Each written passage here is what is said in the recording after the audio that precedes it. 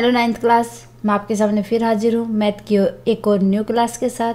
Students, अगर आपने अभी तक सारण क्लासेस को सब्सक्राइब नहीं किया है तो प्लीज़ सब्सक्राइब कर लें और क्लासेस को अदर स्टूडेंट्स के साथ ज़्यादा से ज़्यादा शेयर करें। नाइन्थ क्लास हमने लास्ट क्लास में डिस्कस किया था क्वाड्रिलेटरल का इंट्रोडक्शन। सो आज हम डिस्कस करेंगे एक्सरसाइज 8.1 के question number first and second को। अगर आपने अभी तक इस एक्सरसाइज के इंट्रोडक्शन को नहीं देखा तो प्लीज़ पहले इंट्रोडक्शन को देख लो ताकि क्वेश्चंस अच्छे से क्लियर हो। सो देखते हैं question number first.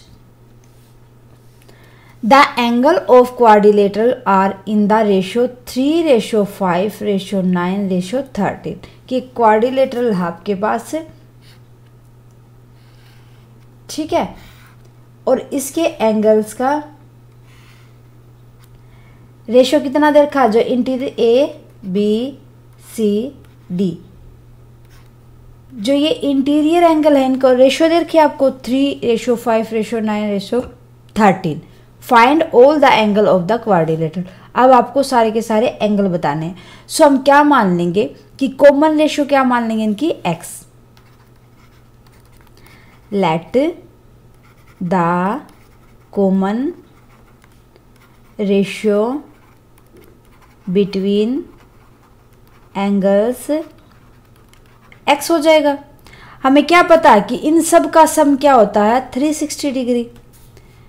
We know that, क्या जानते हैं हम, sum of interior angle of a quadrilateral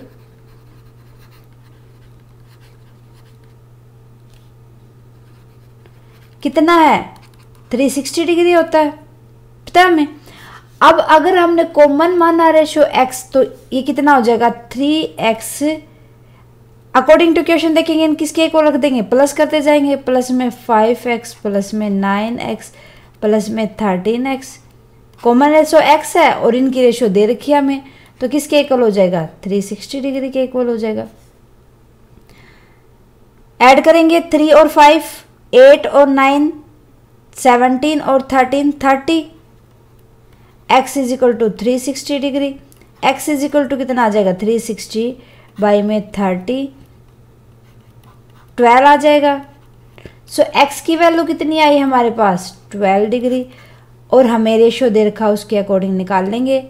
so angles of a quadrilateral,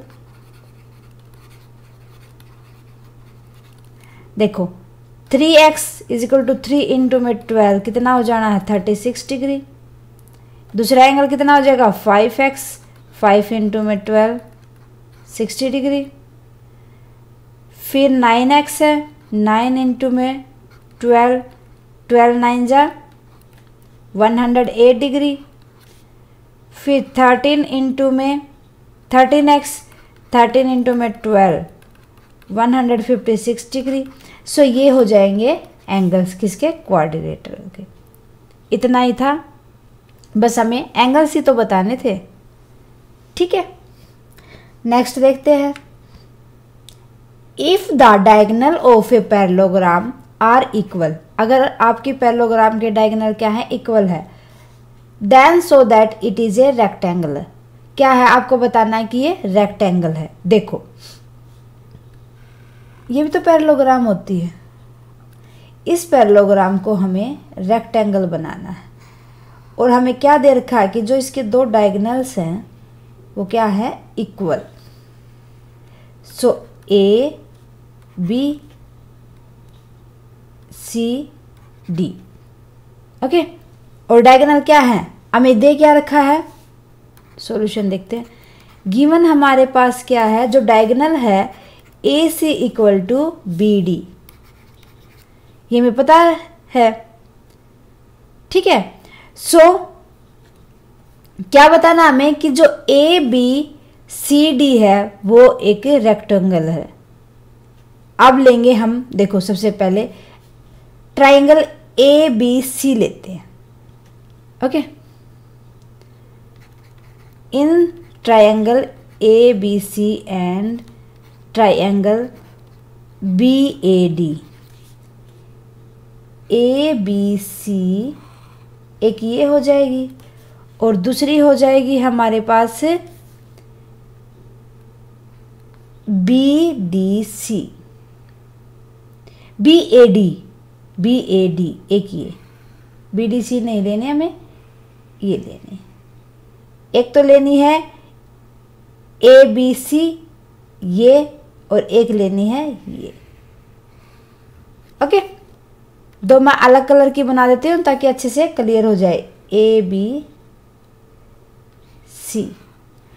अगर हम इन दोनों ट्रायंगल को प्रूव कर दें कि इनमें कुछ ना कुछ कॉमन है या एक दूसरे के कॉन्ग्रुएंट हैं, दैट मीन क्या होगा, ये अपने आप ही इनके एंगल्स निकल जाएंगे। और हमें अगर इसके एंगल्स दो राइट एंगल हैं, दैट मीन क्या हो जाएगा,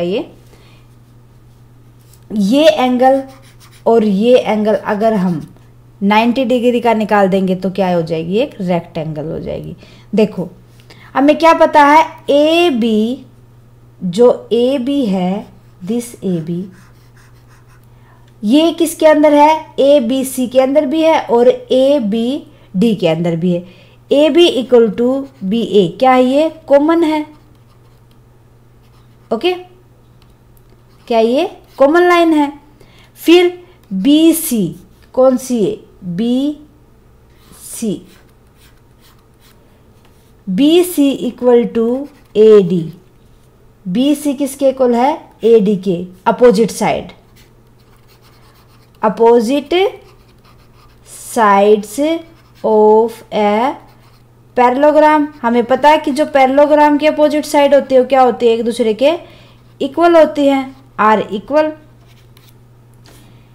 ए C equal to B D, जो ए सी है और बी डी है, क्या है, ये हमें बता रखा है कि गिवन है, क्योंकि जो पैरेललोग्राम के जो डायगोनल है वो एक दूसरे के इक्वल बता रखा है। सो क्या हुआ, तीनों साइड इक्वल हैं। तीनों साइड इक्वल होने के कारण क्या हो जाएगा, therefore triangle A B C congruent to triangle B A D, एक दूसरे के कॉन्ग्रुएंट हैं। अगर कॉन्ग्रुएंट होंगी तो क्या होगा, angle A, this angle A equal to angle B, ये दोनों इक्वल हो जाएगा, angle A equal to angle B. किस कारण, जो क्योंकि ये कोरस्पॉन्डिंग पार्ट हो जाएंगे किसके, कॉन्ग्रुएंट ट्रायंगल के, because they are corresponding part of a congruent triangle. ठीक है, क्योंकि कॉन्ग्रुएंट ट्रायंगल के क्या है, कोरस्पॉन्डिंग पार्ट है। इस वजह से angle one is A is equal to angle B is equal to, दोनों इज इक्वल टू है। अब हमें क्या पता है कि जो एंगल ए प्लस में एंगल बी क्या है, 180 डिग्री है।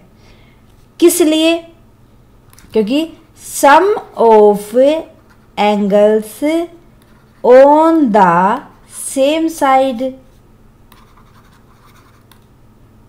ठीक है, एक साइड पे हमें ये पता है कि ये दोनों सेम साइड पे हैं, तो क्या होंगे, ये दोनों 180 डिग्री के होंगे। जब एक ट्रांसवर्सल लाइन के ऊपर दो सेम साइड में एंगल होते हैं, उनका सम कितना होता है, 180 डिग्री। सो 180 डिग्री हो जाएगा। अब हमें क्या पता है कि ए किसके इक्वल है, बी के। सो एंगल ए प्लस में angle A is equal to 180 degree हो जाएगा।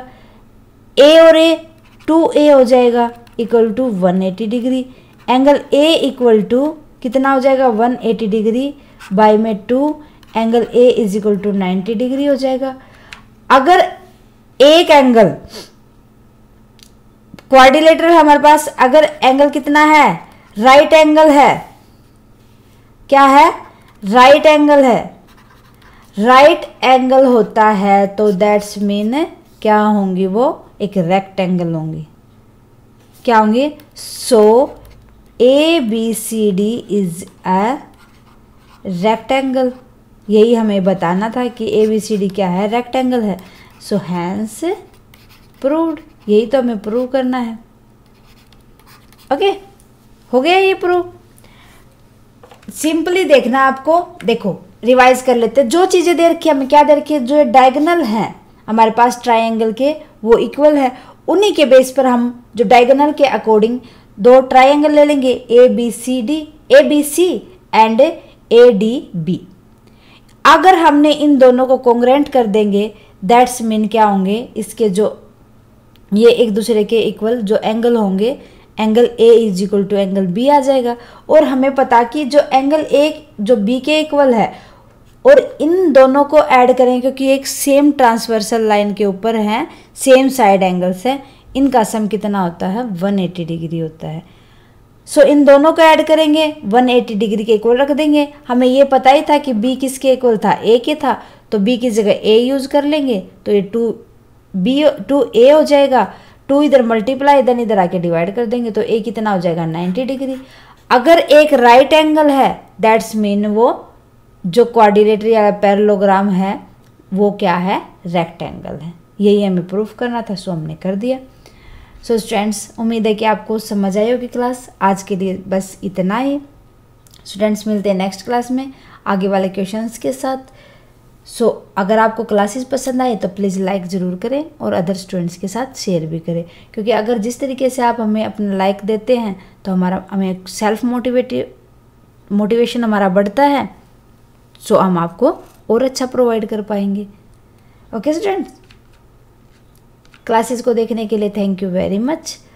अगर आपकी कोई क्वेरी है प्लीज़ उसको कमेंट बॉक्स में लिख दें, जितना जल्दी पॉसिबल होगा मैं सॉल्यूशन दूंगी आपको।